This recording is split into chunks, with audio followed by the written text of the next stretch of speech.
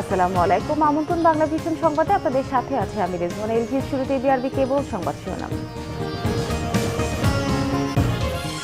দেশ বিদেশে নানা অপপ্রচার সত্ত্বেও শত্রুর মুখে ছাই দিয়ে এগিয়ে যাচ্ছে দেশ। করোনার টিকা নিজেই বিএনপির অপপ্রচারের জবাব দিয়েছে, সংসদে বললেন প্রধানমন্ত্রী। আল জাজিরার all the prime minister's man প্রতিবেদনটিকে ভিত্তিহীন বলে প্রত্যাখ্যান সরকারের, তীব্র প্রতিবাদ সেনা সদর দপ্তরের। মিয়ানমারে 400 এমপি গৃহবন্দী, সূচির মুক্তির দাবি জোরদার, কঠোর হুঁশিয়ারি বাইডেনে, লন্ডনের রাষ্ট্রদূতকে তলব, রোহিঙ্গা নির্যাতনের শঙ্কা জাতিসংঘের। দেখছিলেন বিআরবি কেবল সংবাদ শিরোনাম, এবার বিস্তারিত। প্রধানমন্ত্রী শেখ হাসিনা বলেছেন, দেশে বিদেশে নানা অপপ্রচার সত্ত্বেও শত্রুর মুখে ছাই দিয়ে বাংলাদেশ আরও এগিয়ে যাচ্ছে। গতকাল সংসদে তিনি জানিয়েছেন, একটি বিচ্ছিন্ন ঘটনা ছাড়া স্থানীয় সরকার নির্বাচন সুষ্ঠু হয়েছে, মানুষ ভোট দিয়েছে, ইভিএম থাকায় কারচুপির কোনো সুযোগ ছিল না। করোনা টিকা নিয়ে সমালোচনার জবাব ভ্যাকসিন নিজেই দিয়েছে বলেও মন্তব্য করেন প্রধানমন্ত্রী। মাননীয় সদস্যবৃন্দ, জাতীয় সংসদ অধিবেশনের শেষ দিনে রাষ্ট্রপতির ভাষণের উপর আলোচনায় অংশ নেন প্রধানমন্ত্রী শেখ হাসিনা। তিনি বলেন, দেশের মানুষের ভাগ্য উন্নয়নে তার সরকার নিরলসভাবে কাজ করে চললেও দেশে বিদেশে অপপ্রচারকারীরা থেমে নেই। বাংলাদেশ এগিয়ে যাচ্ছে, বাংলাদেশ এগিয়ে যাবে, শত্রুর মুখে ছাই দিয়ে বাংলাদেশ এগিয়ে যাবে, যে যাই বলুক। মাননীয় স্পিকার, দেশে বিদেশে নানাভাবে নানা অপপ্রচার চালানোর প্রচেষ্টা, কিন্তু আমি এটা বিশ্বাস করি যে সততা নিয়ে কাজ করলে পরে আর সেই কাজের সুফলটা যখন জনগণ পায়, তো সেখানেই হচ্ছে তৃপ্তি, যে যা জনগণের জন্য কিছু করতে পারলাম। আর কেউ যদি আন্তরিকতার সাথে কাজ করে, অবশ্যই একটা দেশকে উন্নত করা যায়। করোনার টিকা নিয়ে বিএনপির সমালোচনার জবাবও দেন প্রধানমন্ত্রী। 1000 কোটি টাকা আলাদা রেখে আমরা ভ্যাকসিনের জন্য আগাম টাকা দিয়েছি। যখনই WHO স্বীকৃতি দিয়েছে, সাথে সাথে আমরা কিনেছি এবং ভ্যাকসিন এসে গেছে। আমি জানি এটা নিয়ে অনেক কথা, অনেক সমালোচনা, অনেক ব্যঙ্গ শুনেছি। উত্তরটা ভ্যাকসিন আসার পরে বোধহয় ভ্যাকসিন নিজেই উত্তরটা দিয়ে দিয়েছে। যারা বলেছে তাদের মুখেই থাপ্পড়টা পড়েছে, আমার কিছু করার নাই। মানুষ সরকারের প্রতি খুশি থাকায় এখন স্বাচ্ছন্দ্যে ভোট দিচ্ছে উল্লেখ করে প্রধানমন্ত্রী বলেন, সম্প্রতি পৌরসভা নির্বাচনগুলোই তার প্রমাণ। ছোটোখাটো দু একটা ঘটনা ছাড়া অত্যন্ত সুষ্ঠুভাবে, সুন্দরভাবে জনগণ ভোট দিয়েছে। ভোট দেওয়ার একটা আগ্রহ মানুষের মাঝে, সেটা আমরা লক্ষ্য করেছি এবং সেই ভোট মানুষ দিতে পেরেছে। শেখ হাসিনা জানান, করোনার সংক্রমণ কমে এসেছে, আর একটু সহনীয় হলেই শিক্ষা প্রতিষ্ঠান খুলে দেয়া হবে। হ্যাঁ, উন্নয়ন করার ইচ্ছে থাকে। আরিফুল হক, বাংলা ভিশন, ঢাকা। কাতার ভিত্তিক সংবাদ মাধ্যম আল জাজিরায় প্রচারিত all the prime minister's man শিরোনামের প্রতিবেদনকে ভিত্তিহীন ও মানবাধিকার আখ্যায়িত করে, মানহানিকর আখ্যায়িত করে তা প্রত্যাখ্যান করেছে বাংলাদেশ সরকার। মঙ্গলবার পররাষ্ট্র মন্ত্রণালয়ের বিবৃতিতে প্রতিবেদনটিকে প্রত্যাখ্যান করে বলা হয়, আল জাজিরার প্রতিবেদনটি মিথ্যা, মানহানিকর ও রাজনৈতিক উদ্দেশ্য প্রণোদিত। পররাষ্ট্র সচিব বলেছেন, সরকার প্রধানের নাম জড়িত থাকায় পররাষ্ট্র মন্ত্রণালয় এই বিবৃতি দিয়েছে। রোহিঙ্গা ইস্যুতে 4 ফেব্রুয়ারি পূর্ব নির্ধারিত বৈঠক অনিশ্চিত উল্লেখ করে তিনি বলেন, মিয়ানমারের নতুন সরকারের সাথে বাংলাদেশের এখনও যোগাযোগ হয়নি। আল জাজিরায় প্রচারিত all the prime minister's man প্রতিবেদনটি প্রত্যাখ্যান করেছে বাংলাদেশ। পররাষ্ট্র মন্ত্রণালয়ের বিবৃতিতে বলা হয়েছে, এটি জামায়াতে ইসলামের চরমপন্থী গোষ্ঠীর সঙ্গে সম্পর্কিত কুখ্যাত ব্যক্তিদের অপপ্রচারের অংশ। উদ্দেশ্যে প্রণোদিত প্রতিবেদনটি রাজনৈতিক পক্ষপাতিত্বের একটি প্রতিচ্ছবি মাত্র। এতে নির্দিষ্ট ব্যক্তির সঙ্গে প্রধানমন্ত্রী ও বাংলাদেশের রাষ্ট্রীয় প্রতিষ্ঠানের জড়িত থাকার এক বিন্দু প্রমাণও হাজির করা হয়নি। মানসিকভাবে অস্থির প্রকৃতির একজনের কথার ভিত্তিতে সিদ্ধান্তে উপনীত হওয়া একটি আন্তর্জাতিক নিউজ চ্যানেলের জন্য বড় ধরনের দায়িত্বজ্ঞানহীন আচরণ বলেও বিবৃতিতে উল্লেখ করা হয়। এ নিয়ে পররাষ্ট্র সচিব মাসুদ বিন মোমেনও কথা বলেন।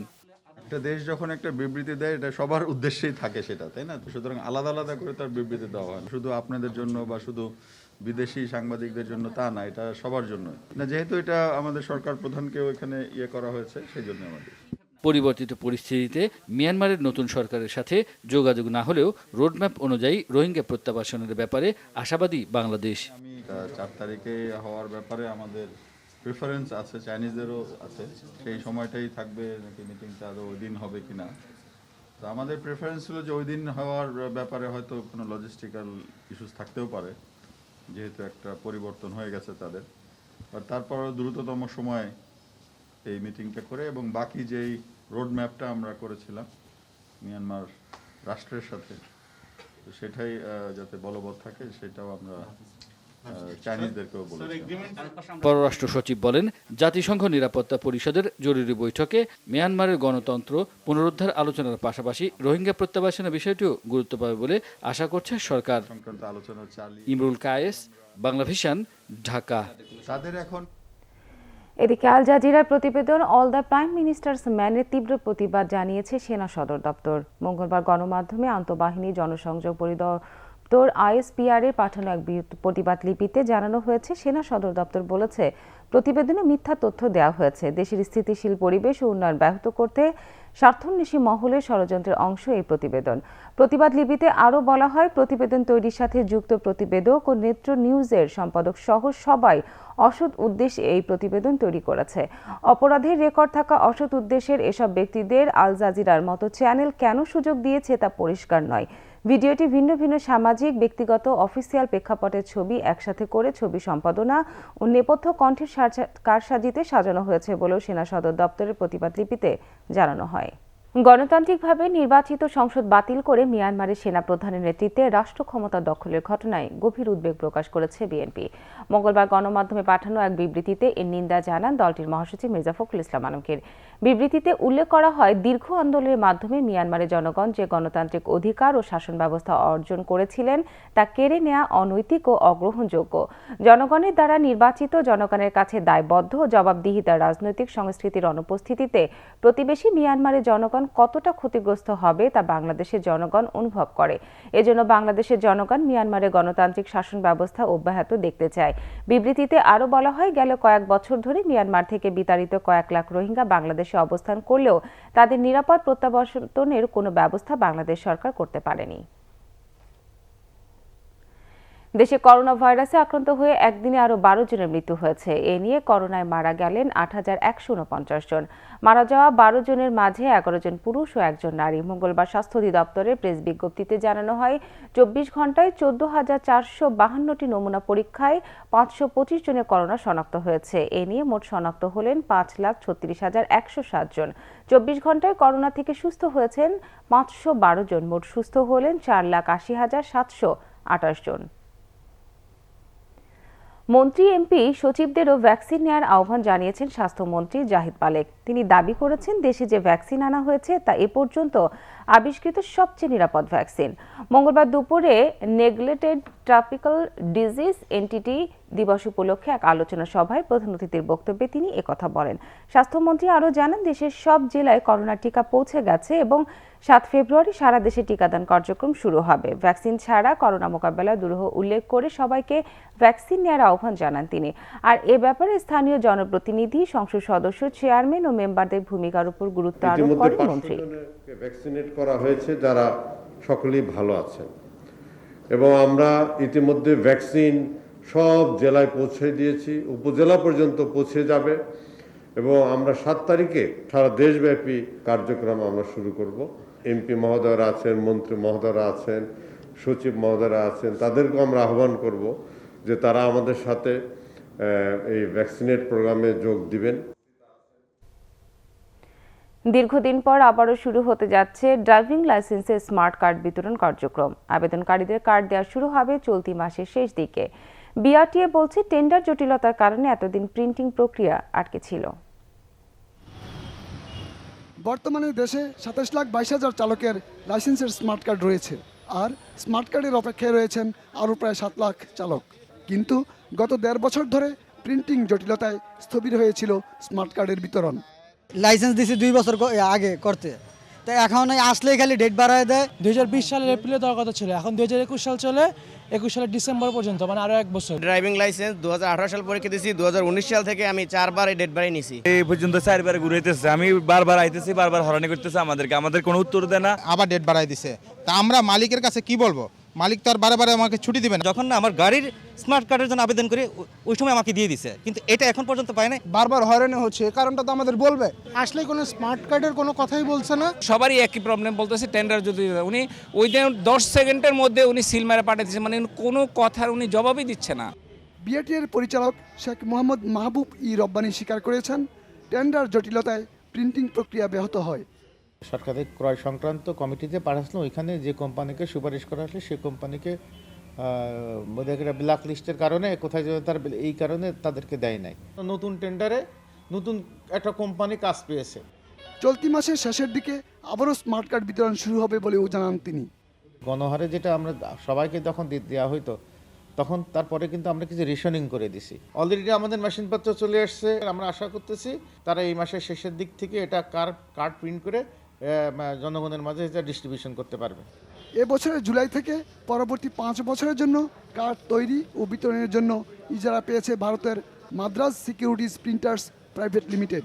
আগামী 6 মাসের মধ্যে সব স্মার্ট কার্ড বিতরণ করা সম্ভব হবে বলে আশা বিআরটিএ পরিচালকের। গেলমান শফি, বাংলা ভিশন, ঢাকা। মৃদু শৈত্যপ্রবাহ অব্যাহত রয়েছে উত্তরবঙ্গ সহ দেশের বিভিন্ন জায়গায়। হাড় কাঁপানো শীতে বিপর্যস্ত জনজীবন, চরম কষ্টে ছিন্নমূল খেটে খাওয়া নিম্ন আয়ের মানুষ। হাসপাতালগুলোতে বাড়ছে শীতজনিত রোগী। ঘন কুয়াশার চাদরে ঢাকা কুড়িগ্রাম, দিনভর দেখা মিলছে না সূর্যের। এতে ব্যাহত হচ্ছে স্বাভাবিক জীবনযাত্রা। সবচেয়ে বিপাকে জেলার কৃষি শ্রমিকরা। মঙ্গলবার জেলার সর্বনিম্ন তাপমাত্রা রেকর্ড করা হয়েছে 7 ডিগ্রি সেলসিয়াস। পঞ্চগড়ে মাঘের শীতে আর ঘন কুয়াশায় স্থবির হয়ে পড়েছে জনজীবন। এতে চরম দুর্ভোগে পড়েছে নিম্ন আয়ের মানুষ। জরুরি কাজ ছাড়া ঘর থেকে বের হচ্ছে না কেউ। হাসপাতালগুলোতে প্রতিদিনই বাড়ছে শীতজনিত রোগীর সংখ্যা। শৈত্যপ্রবাহে থমকে গেছে চুয়াডাঙ্গার জনজীবন। সকালে এ জেলার তাপমাত্রা রেকর্ড করা হয়েছে 6.3 ডিগ্রি সেলসিয়াস। তাপমাত্রা আরও কমতে পারে বলে জানিয়েছে আবহাওয়া অফিস। টানা কয়েকদিনের শীতে কাঁপছে মৌলভীবাজার। দিনের বেশিরভাগ সময় জুড়েই ঘন কুয়াশায় ঢেকে থাকে চারদিক। খড়কুটা জ্বালিয়ে শীত নিবারণের চেষ্টা ছিন্নমূলদের। Sharmila Keya, Bangla vision news desk. Corona পরিস্থিতিতে রোগী বেড়েছে পাবনা মানসিক হাসপাতালে। অবকাঠামো সহ নানা সংকটে তাদের চিকিৎসা সেবা দিতে হিমশিম খাচ্ছে কর্তৃপক্ষ। পাবনা থেকে আখিনুর ইসলাম রেমনের পাঠানো রিপোর্টে দেখুন বিস্তারিত। মানসিক রোগের চিকিৎসায় দেশের প্রথম এবং একমাত্র বিশেষায়িত সরকারি হাসপাতাল পাবনা মানসিক হাসপাতাল। দেশের বিভিন্ন প্রান্ত থেকে রোগীদের নিয়ে স্বজনরা ছোটেন এ হাসপাতালে। প্রথম দিকে এ হাসপাতালে বেড ছিল 60টি, তা এখন বেড়ে দাঁড়িয়েছে 500-তে। প্রতিদিনই বাড়ছে রোগীর চাপ, কিন্তু বাড়ছে না শয্যার সংখ্যা। পাশাপাশি পুরাতন রোগীদের মধ্যে অনেকে সুস্থ হলেও তাদের নিতে আসেন না স্বজনরা। এই সাইদ হোসেন নামে এই রোগীটা 96 সালের জুলাই মাসে আমাদের মেন্টাল হাসপাতাল সর্বপ্রথম ভর্তি হয়। এই যাবৎ পর্যন্ত এখনও সে আছে। এর প্রথমে ভর্তির ঠিকানা দেওয়া ছিল দক্ষিণ রাঘবপুর মিশন স্কুলের পিছনে। আমরা ওখানে যাই, লোক পাঠাই, খোঁজখবর নেই, দেখি যে আসলে ঠিকানাই ভুয়া, কেউ কোনো তদবির করে না। শয্যার সংখ্যা বাড়ানো দরকার মনে করছে কর্তৃপক্ষ। বিশ্বের এই পরিস্থিতির কারণেই অথবা যারা আগে থেকেই মানসিক রোগী ছিল, এই বর্তমান পরিস্থিতির সাথে তাদেরও কিন্তু খাপ খাওয়াতে সমস্যা হচ্ছে বা বিভিন্ন কর্মক্ষেত্রে প্রবলেম হচ্ছে। অনেকেই চাকরি হারিয়েছেন করোনার কারণে। সামগ্রিকভাবেই দেখা যাচ্ছে যে মানসিক রোগীর সংখ্যা বাড়ছে। করোনা পরিস্থিতিতে নানাভাবে সর্বশান্ত হয়ে মানসিক ভারসাম্য হারিয়েছেন অনেকে। এ কারণে রোগীর চাপ বেড়েছে বলে মনে করেন চিকিৎসকরা।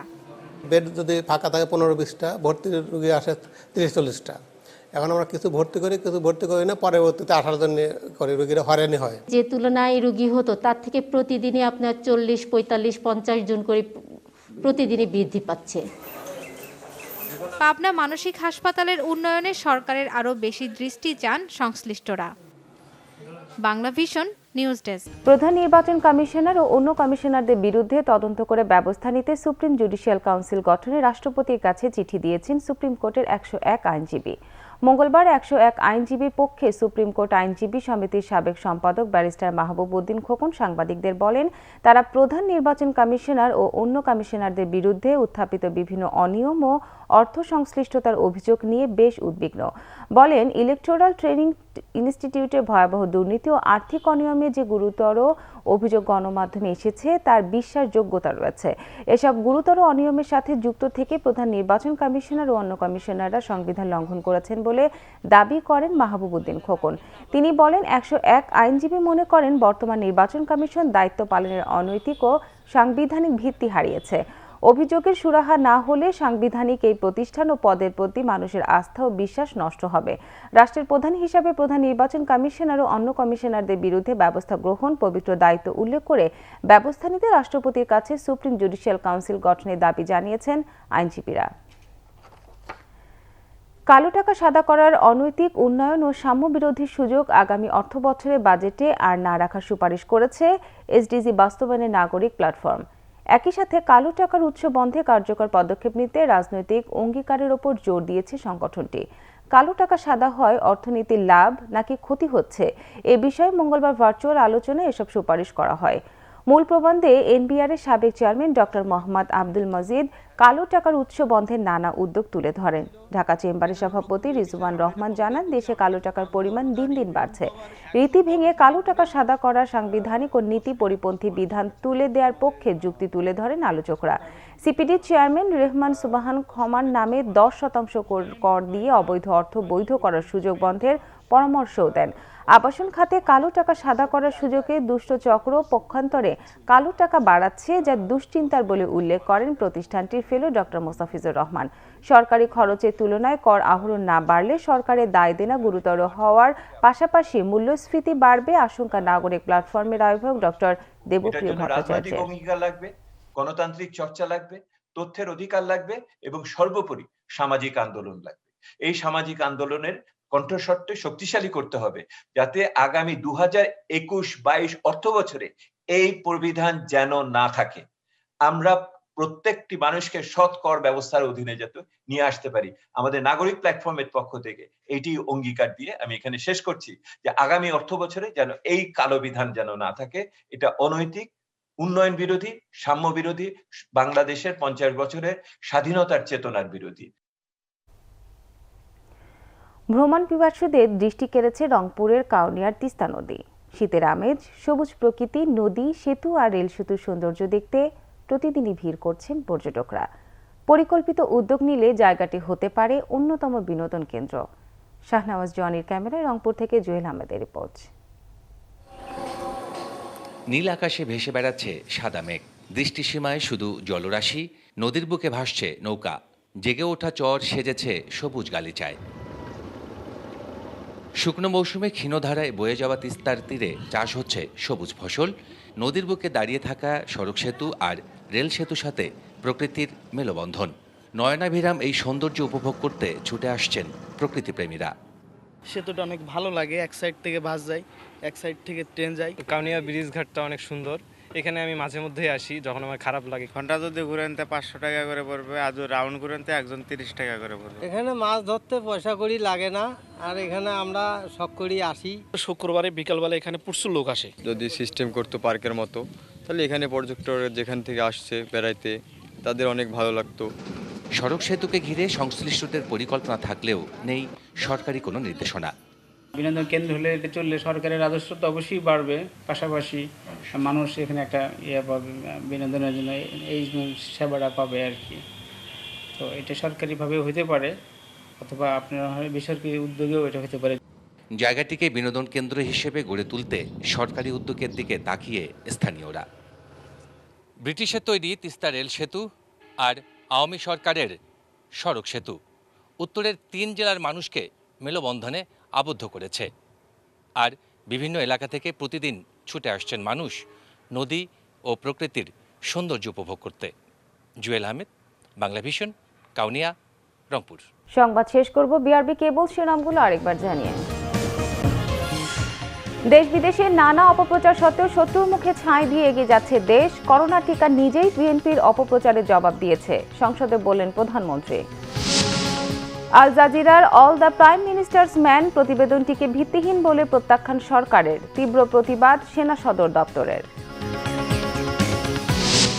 মিয়ানমারে 400 এমপি গৃহবন্দী, সূচির মুক্তির দাবি জোরদার, কঠোর হুঁশিয়ারি বাইডেনের, লন্ডনের রাষ্ট্রদূতকে তলব, রোহিঙ্গা নির্যাতনের সংখ্যা জাতিসংঘের।